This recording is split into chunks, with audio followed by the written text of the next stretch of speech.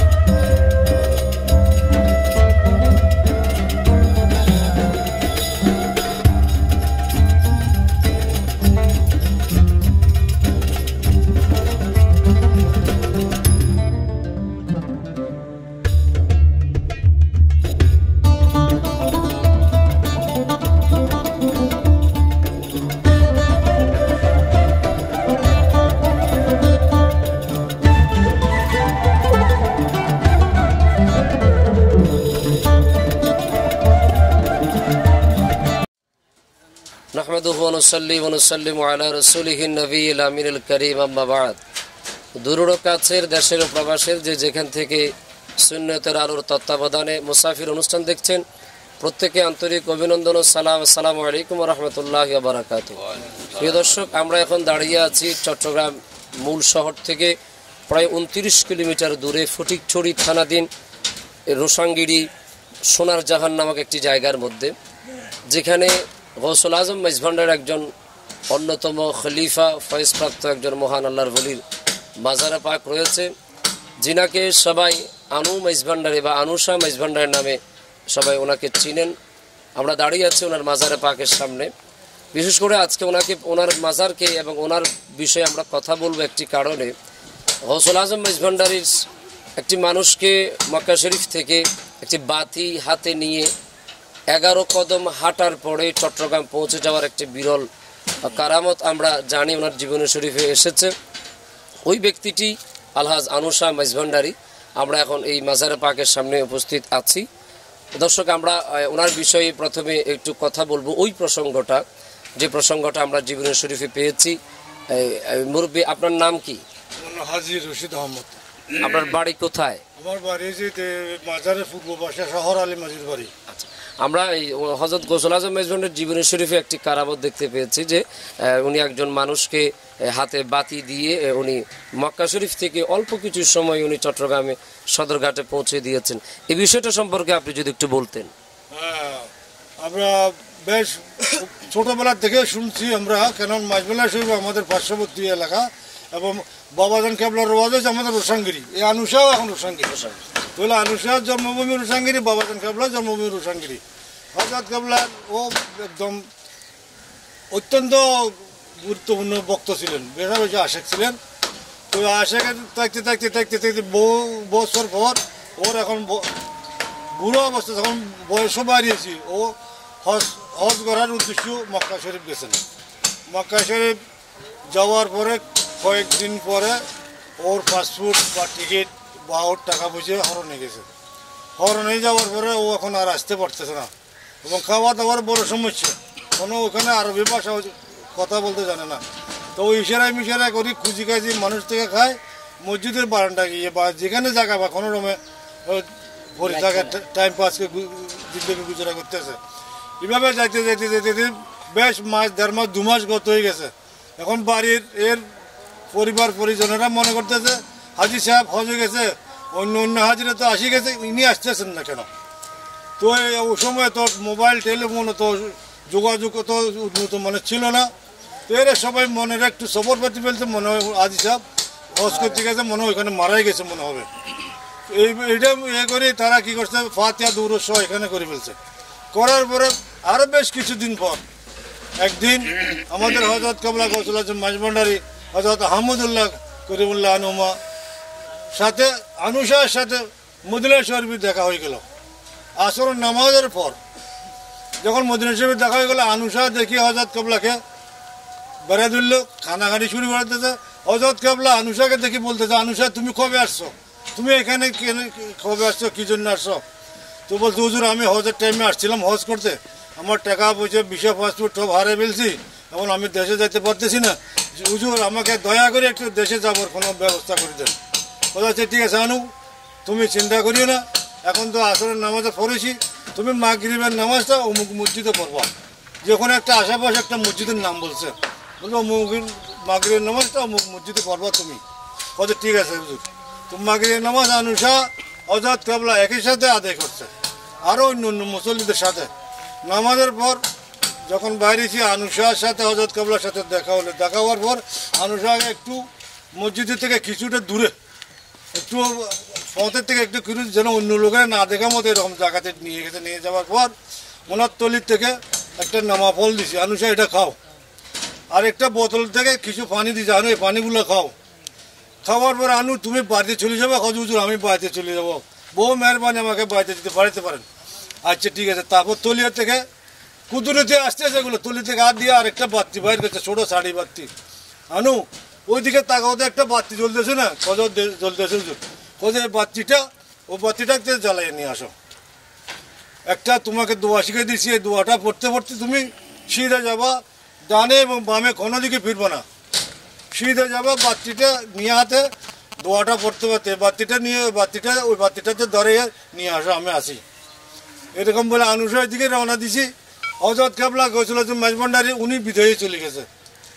আমার আনুষা কিছুক্ষণ বলতে কয়েক মিনিটে বুঝায়, কিছুক্ষণ বলতে কয়েক সেকেন্ডে বুঝায়, জীবনে ছেড়ে লেগছে। কিছুক্ষণ আনুষা আনার পরে উনি কী করছে, দোয়াটা ভুলে গেছে। দোয়াটা বুঝলি গেছে, ওরা হাঁটতে পারতেছে না। এখন ও একটু মনে মনে একটা ভয় পেয়ে গেছে, আমি তো বিপদের সম্মুখীন হচ্ছি মনে হয়, আমি দোয়াটাও ভুলে গেলাম এবং আমি হাঁটতেও পারতেছি না, অন্ধকার, আমি কিভাবে যাব, কি করবো, কোথায় যাব? এদিকে তাকাতে দেখতে খানের মধ্যে ফজরের নামাজের আজান শোনা যাচ্ছে। আল্লাহু আকবার আজান দিচ্ছে। উনি কানে আজানের শব্দ শুনি বলতেছে, এখন তো ফজর হয়ে গেছে মনে হয়, ফজরের আজান শুনতে পাচ্ছি। আরও একটু ভালো করে তাকাইতেছে, তাকাইতে দেখতেছে চিটাং আমাদের যে শিব ফোর্ট সদরঘাট, চিটাং চট্টগ্রাম সদরঘাট ফোর্টের বাতিটা জ্বলতেছে। বলো এখন তো চিনতে পারছি, আমি তো চিটাং সদরঘাটে চলে আসছি, আমি তো আমার দেশে চলে আসছি, আমি এত আর কোনো বারবার কিছু নেই, আমি ভয় পাবার আর কিছু নেই। এটা বলি উনি কী করছে, একজন একদম সাহস আছে, ওতে একটু শক্তি আসতো ওতে। উনি আল্লাহর নাম নিয়ে রওনা দিয়ে মাঝভান্ডারী শরীফের দিকে, উনি বাড়িতে আসে নাই, সিধা মাঝভান্ডারী শরীফ চলে গেছে। চলে যাওয়ার পর ওনার পরিচিত বহু লোক আছে ওইখানে। আনু তুমি কোথা থেকে আসছো, তুমি কবে আসছো, তোমার কী সময় চেয়েছি, তুমি তো হজে গেছে মরে গেছে শুনছিলাম, তুমি এখন কোথার থেকে আসলে? কবে এখন তোমাদের সাথে আমি কথা বলবো না, আমি আগে হুজুরের সাথে সাক্ষাৎ করি। গেছে হুজুরের কাছে সাক্ষাৎ করতে গেছে, হুজুরের মুস্কি হাসতেছে। কবে আনু কোনো অসুবিধা তো হয় নাই? কবে না হুজুর কোনো অসুবিধা হয় নাই।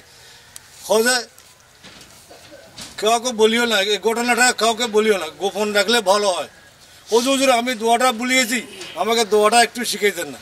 বল তুমি দোয়া কী করবে, তোমাকে তো চিটাঙ্গে আসার জন্য, বাড়িতে আসার জন্য, তুমি বিপদ থেকে উদ্ধারের জন্য দোয়া শিখাই দিছি, তোমার কাজটা সেরে গেছে, তোমার কাজ সেরে গেছে, তুমি আর দোয়ার আর কী প্রয়োজন, তোমার আর কোনো দোয়ার প্রয়োজন নেই। তুমি বাড়িতে যাও, তোমার জন্য তোমার বাড়ির পরিবার সবাই আত্মীয় সবাই তোমার এন্তজার আছে, তোমার জন্য কান্নাকাটি করতে চিন্তা করতেছে, তুমি সোজা বাড়িতে চলে যাও। তো ওখান থেকে বিদায় আসার পরে আবার ওই ওর তোমার যে সমপাটির আবার ধরলো, আনু কী বল, তুমি আমাদেরকে বলবে কথা না, বলা নিষেধ, আমাকে হুজুর নিষেধ করছে বলতে। ধন্যবাদ। ওরা বলে উনি বাড়িতে চলে আসছে। এতটুকু পর্যন্ত আমি জানি, আরও ওনারও আর অন্য আরও বহু আছে, তার মধ্যে আমি এটাই হচ্ছে প্রথম। ধন্যবাদ। প্রিয় দর্শক, গৌসুল আজম মাঝভান্ডারীর অনেকগুলো কারামত থেকে একটি কারামত আপনারা শুনতে পেলেন। আমরা সেই আনুসার মাজার পাকে আছি। আমরা আমাদের ডান পাশে একজন মুরব্বী আছে, আমরা ওনার কাছ থেকে কিছু জানতে চাইবো। মুরব্বী আপনার নাম কি? আমার নাম মোহাম্মদ আজহার মিয়া। আপনার বাড়ি কোথায়? আমার বাড়ি সরালি মাঝের বাড়ি। এই আলহাজ আনুশা মেজভান্ডারির সম্পর্কে আপনার কোনো জানা কিছু আমার কিছু জানা আছে, আমার বাবা যেটা আমার মারও বলে গিয়েছেন, জি ওইটা আমি বলতে পারি। জি একটু কিন্তু বলুন। আমার চোখ দেখার কথা না এটা। জি জি জি এটা আমার পরিবার আগে আমার মার বলছিল আর কি। তো যে সময় আমার বাবার বয়স হলো আপনার 14-15 বছর। 14-15 বছর পরে 14-15 বছর যখন হয়েছে আমার বাবার, আনুষা ওই দিন একটা তসবিলে ঘুরে বেড়া করতেছে। ঘুরে বেড়া করে আমি উঠুর দিকে দক্ষিণ পাড়ার একটা লোক পাইতেছে, নাতি তুমি এদিকে আসো, আমার বাবার নাতি এটা আমার বাবার নানা আনুষা। জি তো ওই নাতি এক বন্ধা পানি নিয়েছো, খালতে একবার পানি আনি ও তসবিটা আমার বাবার গলা দিয়েছে। দেওয়ার পরে ও বাগনা পানিটা আমার বাবার মাথার উপর ডালে দিয়েছেন। ডালে দিয়ে আমি যেখানে যাই, যেখানে আমি মরি, আমার একটা মাজার আমার নিয়ে আসি এই সোনার দেখালের দক্ষিণ পাশে একটা বউর আছে, জলে এবার পরি বলে ওইটা, ওইখানে একটা যখন করবে আমাকে একটু দরকার হবে। আশ্রিত কথা বলিয়া উনি চলে গেছেন মাজমুল শরীফে যাই উনি নিজে বিচার করেছেন। বিচার করার পরে ও তখন মানে চলে যেতেছেন। তখন আহমদুল্লাহ সাহেব নিতেছিল, আহমদুল্লাহ সাহেব নিচে পানি দিয়েছেন। পানি দেওয়ার পরেও তো ফারান্ত চলে যাওয়ার পরে আহমদুল্লাহ এখানে খবর দিয়েছেন, এই আমাদের এখানে আর কি তারা ওয়ারিসরা যায়, ওনাকে এদিকে নিয়ে আসলো। নিয়ে আসার পরে তো আমার বাবা 14 দিন নিয়ে ওনাদের পাশে হাজির হয়েছে নানার বাড়িতে। তো আমার বাবার কথাটা কেউ বিশ্বাস করলো না। কেন বিশ্বাস করলো না? আমার বাবার ছোটো 14-15 বছর বয়স ছিল। কথা আপনারা কিছু চাকরি দেওয়ার জন্য লোক পাচ্ছেন, আর পারে নাই, কথা আমাকে দিয়েছে, আপনারা যদি বিশ্বাস করেন না করতে পারেন, না করলে না করতে পারেন। আর এরপরে আমার বাবা ঘরে চলে আসবো। আসার পরে 15-16 বছর পরে আরো আর কি এন্তেকালের আনুষা গুজরে গেছে 15-16 বছর পরে। এই রাস্তাটার মাথায় এই সময় যেটা আছে, ওখান থেকে আমার বাবার দক্ষিণ পাশ থেকে একটা সেল খাদে নিয়ে আসতেছে। আমার সেল ছিল, আনুষা আসতেছে উত্তর দিকে, উত্তর পাশের থেকে দক্ষিণ বেড়ে আসতেছে। আমার বাবা দক্ষিণ থেকে উত্তর পাশে আসতেছে। তখন দোনো রাস্তার মাঝামাঝি যেটা সময় নিয়েছে ওখানে দেখা হলো। তো আমার বাবার ওনাকে সালাম করলো, আসসালাম আলাইকুম নানাজি। ওয়ালাইকুম সালাম। না আপনার তো শরীর খোঁজা ঠিক আছে, মানে মরণটা বলতে টাইম দেয় নাই। উনি বলছেন ঠিক আছে, কেউ বলবেন না, আনুসব যাইতে পারে আইতে পারে। তো যখন আমার বাবা আমার মাকে বলেছেন, আমার মা আমাকে বলেছেন, আমরা আপনাদের কাছে বলতেছি। এই তসবিটি আমার বাবা মারা যাওয়ার পরে আমার মা এই লোকটা আছে না এই বাড়ি, এর বাবাকে দিয়েছে। এই বাবাকে ফরজদার ছিল, আলিয়ামের নাম ছিল, এটা নাম হলো এই বাড়ি, ওনার বাবার নাম হলো আলিয়ামদি দিয়েছিল। তো ওনার গড় পোড়া যাওয়ার পরে তসবিটা কোথায় গেছে আমি জানি না বাবা, আমি এতটুকু জানি। ধন্যবাদ। সালাম আলাইকুম। প্রিয় দর্শক, আমরা শুনছিলাম যে আলহাজ আনুশা মেজভান্ডারি এন্তেকালের 14-15 বছর পরেও চলমান মানুষের জীবনের মতন উনি হায়াতি জিন্দেগিতে মানুষকে দেখা দিয়েছেন। এগুলো আসলে আল্লাহর অত্যন্ত দয়া, আউলিয়া কেরামের কারামত। এটা অবাস্তবের কোনো কিছু নয়, আমরা জানি কারামত আউলিয়া হকুন। দর্শক, আমরা যে জায়গাটুকুতে দাঁড়িয়ে আছি, আপনারা যদি এই মাজার পাকে আসতে চান, কয়েকটা রাস্তা হয়ে এই মাজার পাকে আপনারা আসতে পারবেন। এক নম্বর চট্টগ্রাম শহর হতে অক্সিজেন হয়ে শাহজাহান শাহর মাজার গেট, যেটাকে দরগা রাস্তা বলে, ওই দরগা রাস্তা হয়ে সমিতির হাট বাজার থেকে 2 কিলোমিটার উত্তরে সোনার জাহান রোশাঙ্গিরি এই ফটিকছড়িতে আসতে পারবেন। আর দর্শক, মেজভান্ডার শরীফ থেকে যারা আসতে চান, মেজভান্ডার শরীফ থেকে 5 কিলোমিটার দক্ষিণে নানুপুর বাজার হয়ে সিএনজি স্টেশন হয়ে আপনারা সোনার জাহান এই মাজার পাকে আসতে পারবেন। আমরা এই আলহাজ আনুশা মেজভান্ডারির উরুস শরীফ আমরা যতটুকুন তথ্য পেয়েছি, 28 মাঘ 11 ফেব্রুয়ারি 2020। প্রিয় দর্শক, আজ এ পর্যন্ত। ইনশাআল্লাহ আপনাদের সাথে দেখা হবে গৌসুল আজম মেজভান্ডারি, গৌসুল আজম বাবা ভান্ডারির খলিফায়ে কেরামের নতুন কোনো মাজারে পাকের সামনে। ততক্ষণ ভালো থাকবেন, সুস্থ থাকবেন, সুন্নতের আলোর সাথে থাকবেন। আসসালামু আলাইকুম ওয়া রাহমাতুল্লাহি ওয়া বারাকাতুহু।